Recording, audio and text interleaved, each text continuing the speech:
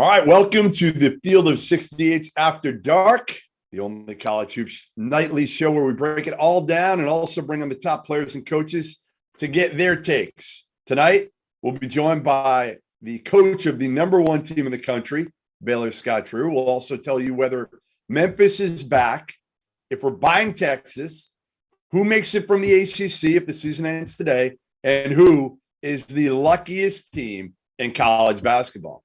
I'm joined by a shooter and a wannabe shooter, Terrence Oglesby and Rob Doster.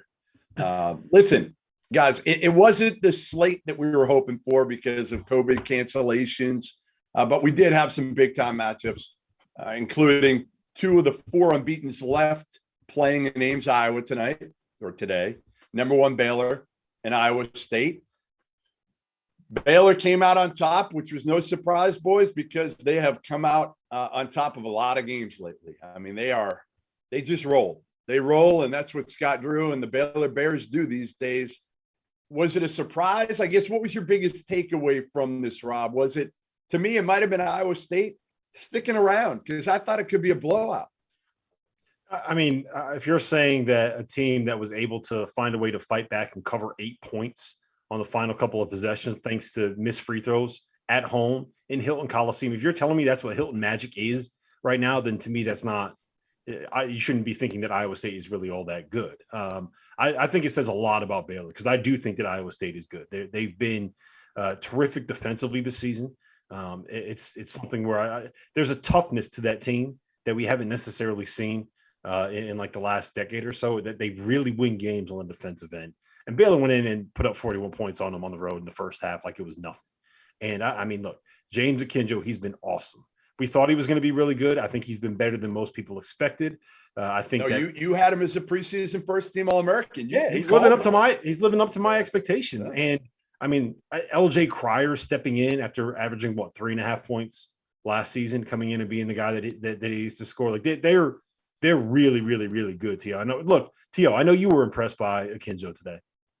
Yeah, I really was. And a lot of people going into the season were really worried about how this team was going to replicate so many assists by Davion Mitchell and Jared Butler last year. This team, it's not just James Akinjo, and he's been terrific, but it's one of the best passing teams in the country. And to kind of go along with what you were saying, Rob, defensively, this team is scary. They're better defensively and more athletic this year than they were last year. And that can worry a lot of people going against a team coached by Scott Drew with all that length. Kendall Brown and Jeremy Sohan have been terrific.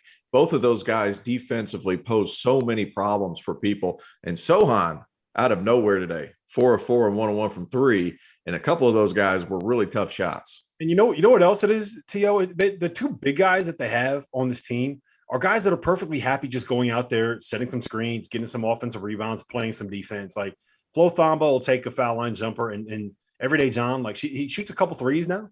But those guys are perfectly happy in their role. And Goodman, the thing about them, about the Baylor program to me that is so impressive is how bought in every single one of those guys is to doing exactly what they have to do. We talked to Scott a little bit about that. Like this team isn't as loud and as boisterous and as kind of the way that they were last season. But everybody is bought into what they are supposed to do. And you know what? They basically have 8 starters. Yeah. Right? Yeah. Like you can put three starters on the bench. You still got a team out there. Fran made this point during the game, Fran Fraschilla. You could put 3 starters on the bench. You still got a team out there that can go out and win the Big 12. They got a lot of guys who can make a play. And that's the biggest thing for me for Baylor, right? Like some teams, they have 1, 2 guys that you say like, ooh, they're the only guys I trust on this team to make a play, make a shot, make a pass to some whatever. Like Akinjo, we know Flagler makes good decisions, can make shots. Kendall Brown doesn't even try to do too much, and this is a kid that's probably going to be a lottery pick. Matthew Meyer, the biggest thing to me, honestly, the most impressive thing about Baylor today was Matthew Meyer driving to pass. Not taking some of those crazy shots that he has taken over the years, but instead making life easier for his teammates. That blew me away today. That gives him a totally different dimension. Well, you say that, and he still only went 4 for 10, and he still played well. And to go along with what you say, playmaking for this Baylor team, Matthew Meyer, although he didn't shoot the ball great, he's still getting into the paint. They're still spraying out. the talent discrepancy was evident. I think a number 8 ranking for Iowa State is a little high. I do think they're a top 25 team because they play so hard and defensively. Otzelberger does a terrific job, but you see the difference in quality of talent whenever Baylor plays somebody, and the size on the perimeter, the athleticism, the ability of multiple people to make plays makes Baylor really special. Yeah. Yeah. Now they're 13-0. They're 9-0 against top 10 teams since the start of 2020-21. That is an absolutely ridiculous stat. We were able to catch up with Scott Drew, the Baylor head coach, earlier today after their big win in Ames against Iowa State. All right, Scott. So you go into Hilton Coliseum, not an easy place to play, and you come out with yet another victory, undefeated, still in a battle of unbeatens. What did this win say for your group? Because it's not the same group you've had last year or even the year before. This is kind of a new group. So to go in to a hostile environment like this and get not a resounding win, but a pretty good win, what does this say about this team? Yeah, well, first and foremost, why the Big 12 has been so good and ranked net-wise the number 1 conference over the last 7 years is because it's so hard to win on the road. And any road win in the Big 12 is a great win. You got great environments everywhere you go. Sellout crowds do matter. They do have an impact on the game. And I thought our road game at Oregon helped prepare us for today's game. And I thought the guys did a great job in really limiting runs where Oregon, we gave a couple runs, got down 9, 10, 11 points. And today really showed the maturity and growth from learning from that.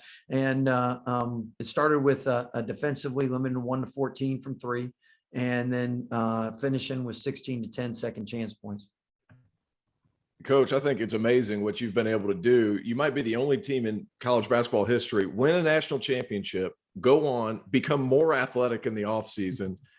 How nice is it to be able to rely on your defense and your length on the perimeter? You alluded to it, 1 of 16 from 3. That's big time. Well, and in the Big 12, you got 7 of the top 25 defenses, Ken Palm analytics. So, I mean, we had 19 turnovers, way too many. But credit Iowa State, they're a reason they're a top 10 team and a top 10 defense in the country. So they did a great job in making things difficult for us. At the same time, our freshmen, Kendall and Jeremy, have played beyond their years. The experience in our non-conference was helpful, but really their high school coaches and programs and where they came from helped them for these moments. They don't play like freshmen. And then adding transfers, Dale Bonner and James Akinjo has really helped as well. And James is somebody that he's been in 2 great programs at Georgetown and Arizona. He's played for great coaches, and we're able to benefit from that. So you're the reigning national champions, and you lost 3 pros, not including the guy that's currently playing in the NFL. Yeah, he's a pro too. You're back to being the number 1 team in the country again. So I want to know for you, what's the biggest difference coaching this team versus coaching last year's team?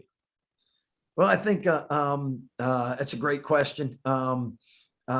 It's a different team. This is a quieter team and a more serious team. Not saying they don't like to have fun, but they're just we've tried to do some things to help make them more vocal on the court and help with that. But they've locked into scouting reports. They've locked into walkthroughs. And normally coaches are always concerned when you have new groups. Are they paying attention? Because if you don't pay attention, you can't execute in the game. But this group for a bunch of new guys and young guys have really bought in. And I think I want to start by crediting the guys that have left, because they've talked to all these guys and they've listened and taken their advice. And then our returning players have provided great leadership for them. This is how we do things. This is what we do. And then every team's different. It's a new chapter, but it's been exciting so far. We do have more length, you see, with 6'8", 6'9" guys, where we were a little more guard oriented and shorter last year. So last year, Scott, it was kind of Gonzaga and you guys, and then there was a big gap, what everybody thought, and it proved to be correct. This year, it feels, even though you're number 1 and you've stayed number 1 a few weeks here, it feels like it's far more wide open with maybe 8, 10, 12 teams. How do you see this? Yeah. I've seen your tweets saying that, and I agree 100%. I tell you what, last year we didn't have crowds. And if you don't have crowds, then the better team wins. and the road environment doesn't affect the home team, visiting team, and officials. And until officials aren't human, they're going to be affected.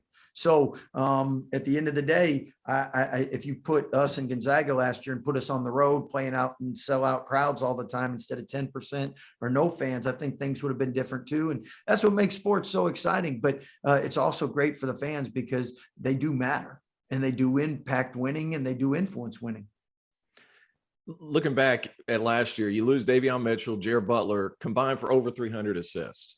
A lot of people knew that James Akinjo was going to have to be really, really good for you, and he has been.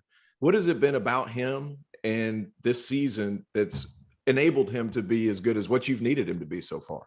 Well, I think again, he's had great coaching coming in, but he's really listened to our past players that have graduated, and he's listened to our current guys, and he's wanted to embrace and learn from us. Because each day I want to get better as a coach. Our players want to improve, but you have to have a willing spirit and a teachable spirit to do that. And he's done that. And because he's done that, and both situations are different. When he was with Georgetown and was with Arizona, he was with not as experienced players that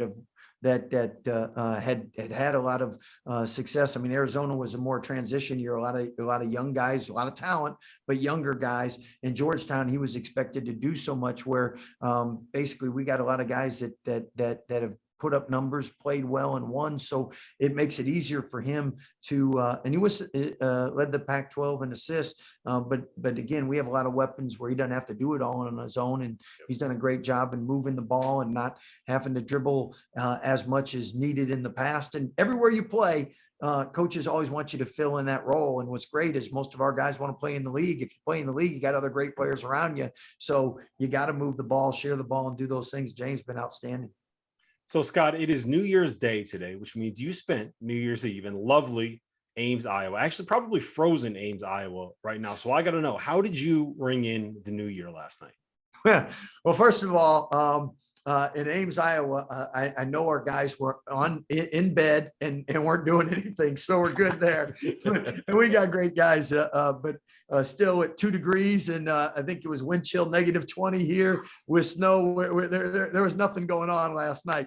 As far as New Year's, I know everybody's got FaceTime. They're able to see what their families are doing, and I know we're all excited to get back tonight. And whatever leftovers there are, we're going to cheer on those Baylor Bears. Hopefully, we can go 2-0 today.